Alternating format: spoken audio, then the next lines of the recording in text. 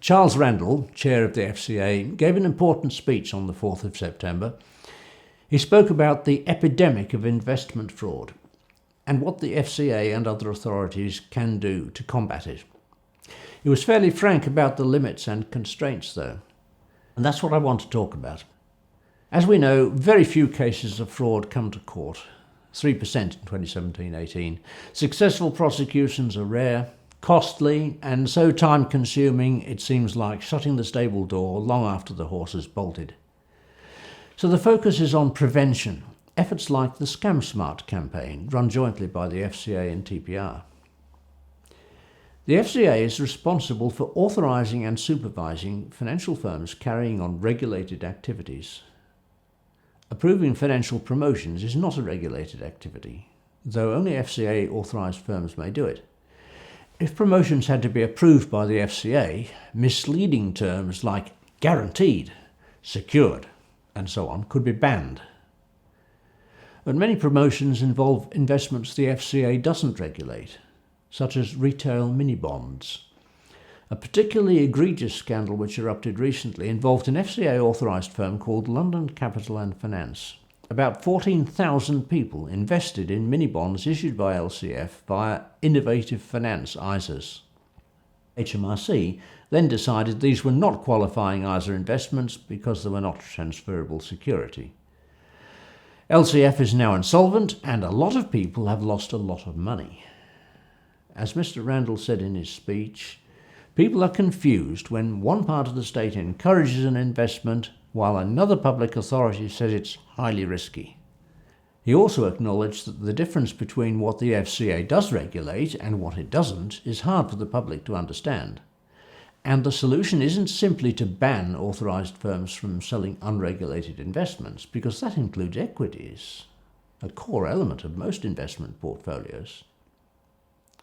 Sometimes the FCA acts to close an unauthorised investment business, although it can look like playing whack-a-mole, flailing around as new scams pop up all the time.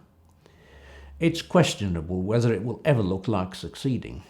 And anyway, many scams are promoted from outside the UK, where the FCA has no control. It's been almost 20 years now since pension liberation burst onto the scene. And scammers have moved on from targeting early cash release, focusing more on getting savers to transfer to SIPPs. In the last 4 years, the FSCS has paid over £580 million in compensation for bad advice to transfer from occupational pension schemes to invest in high-risk assets via SIPPs.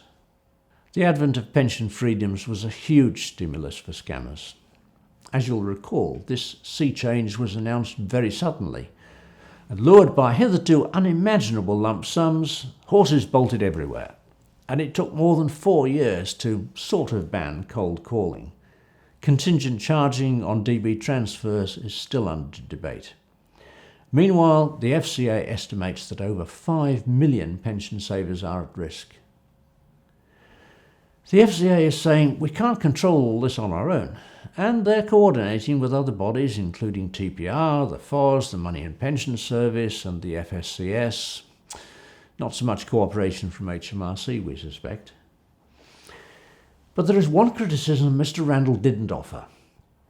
He mentioned work on improving transparency, but made no reference to the FCA's own handbook, which, if printed, would stack from floor to ceiling of a financial advisor's office. It's too complex, too convoluted, and just too much. Not even the FCA itself knows what it all means.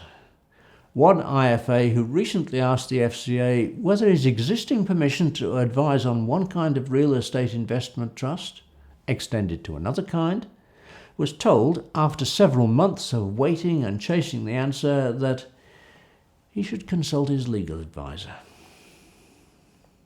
I'm not arguing that there should be a rule for every new situation that arises. On the contrary, trying to nail everything in that way would be futile. But that's the way regulation is developed. We're now faced with an almost impenetrable morass of rules and regulations. Is it time to draw the line and recognise the limits to what can be achieved by regulation? Is it time indeed for those regulated to take back control, to look again at self-regulation?